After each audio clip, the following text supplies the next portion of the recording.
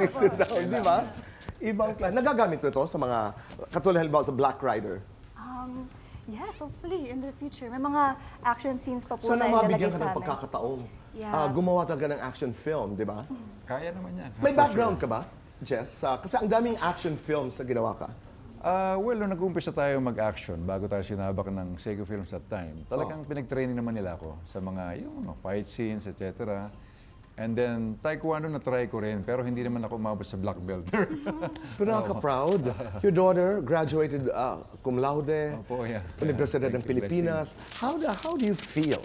Nako, very thankful kami ng wife ko ni Lizette at ang buong pamilya. Hindi nga namin akalain na sa pagka-busy niya sa kanyang martial arts ay maging cum laude pa siya, no? And sa UP pa yan, di ba? So napakahirap yung pag-aaral dyan. Pero yung pagpasok mo sa pag-aartista, paano ko nagpaalam? I mean, hindi ba nahirapan si Angela magpaalam sa'yo? If you had your way, gusto mo sana huwag na lang mag-artista o gusto mo?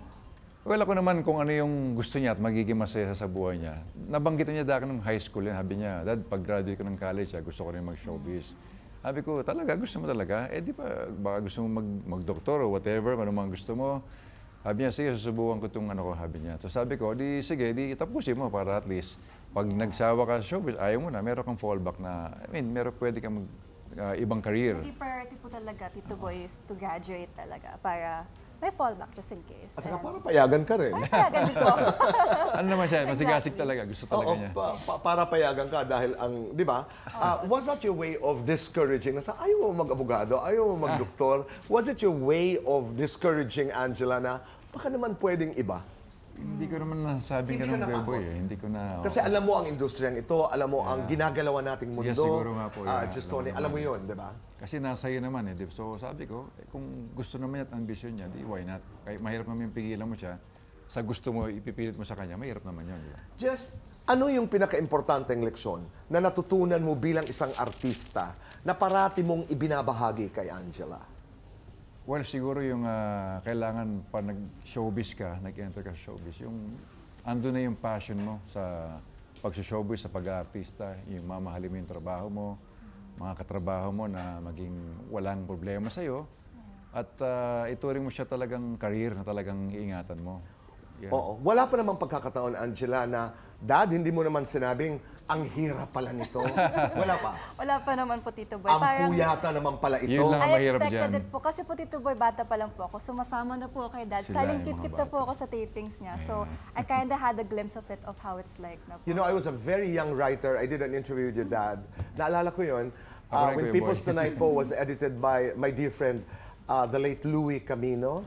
Naalala ko yun. I did an interview with you. At napakaganda rin yung kwento. Yes, thank Kumusta ang mom? Okay naman po si Mami. Malakas na malakas at tuloy-tuloy lang yung kanyang mga check-up sa doktor para ma-maintain niya na good Bilib na health. bilib ako sa noon. Nung sinabi mo sa akin na nagtatrabaho bilang lady guard ang, Yes, ang si iyong Mami. ina, nagsipag, talagang itinaguyod kayo. Di ba? And then, nung nakapag-umpisa ng showbiz, nung medyo kaya na, so pinastop ko na isa sa Oo, di ba? being a lady guard. Pero, Jess, sa'yo naman, sa palagay mo naging ano ka dahil sa iyong nanay? What have you become? Naging anong klase kang tao Well, dahil sa siguro iyong ina? si Mami Mel kasi talagang dinidisiplina rin niya ako nung bata pa ako. Talagang okay lang, ayusin mo yung pag-aaral mo, iwas ka sa barkada, sa masamang barkada, at wag kang magka-drugs o kung ano. So yun lahat yung ginawa ko. So para hindi ako mapasama sa buhay.